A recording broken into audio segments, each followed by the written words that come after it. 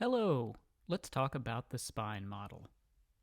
Before we dig into the spine model itself, let's touch on why we're talking about it in the first place. For those of you on an agile development team, you've likely had a discussion about post-it notes on a wall versus a digital tool like Jira. The old physical board versus digital board debate. Which one should we use to make our plans visible? It's a debate that can become very drawn out and get surprisingly heated. Why is this?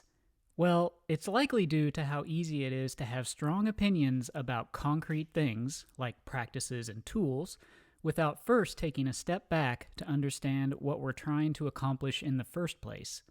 That's where the spine model comes in. So, what is it? The spine model is a framework for making decisions.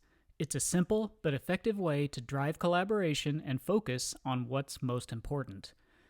It defines 5 levels of collaboration, visualized as a spine.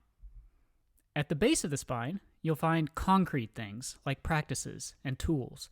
These are frequently discussed by organizations and teams, but they can be difficult to agree on. Further up the spine are the more abstract things like needs, values, and principles.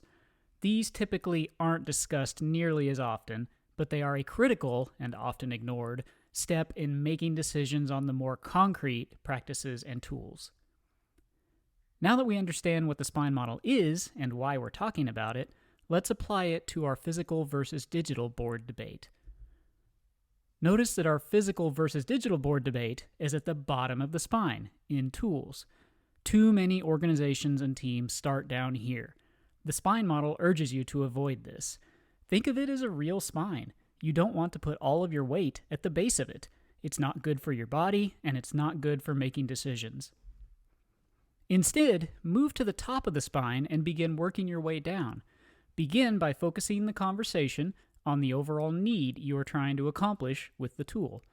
In this example, we'll use the Scrum framework to help us define our need. In Scrum's case, it is to solve complex adaptive problems. Now, once everyone agrees on this need, we can take a step down the spine. Now that we agree on our overall need, it's time to agree on some core values. In Scrum's case, these values are courage, commitment, focus, openness, and respect.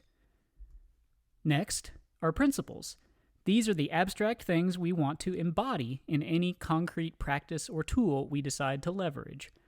The principles should also adhere to our agreed upon values and help with our overall need. In this case, we may agree on principles like empiricism, self-organization, collaboration, and so on. Now that we all speak a shared language of needs, values, and principles, we can begin to dig into the concrete side of things. Both the practices and tools we come up with should embody everything that was agreed upon further up the spine. For practices, we have the various Scrum events, all of which are designed to embody things like empiricism, collaboration, and iterative development. Finally, we're back to tools and our original debate between physical boards and digital boards. Now that we've walked the spine from top to bottom, we are armed with a shared understanding. We all understand our overall need, and we have a list of values and principles we want to embody. This knowledge, this common ground, will allow us to have a more structured discussion around which tool to go with. We can refer back to previous things we've agreed on. For example, maybe one tool does a better job of demonstrating openness. Maybe everyone is on the same office, and a physical board would provide more transparency, which is a core pillar of the empiricism principle. Maybe we have a lot of remote members on the team, and a digital board would better embody and enable collaboration across the team. All of these things that were previously discussed and agreed on can be used to make an informed decision. And that's the spine model. You can find more information at spinemodel.info. Thanks for watching.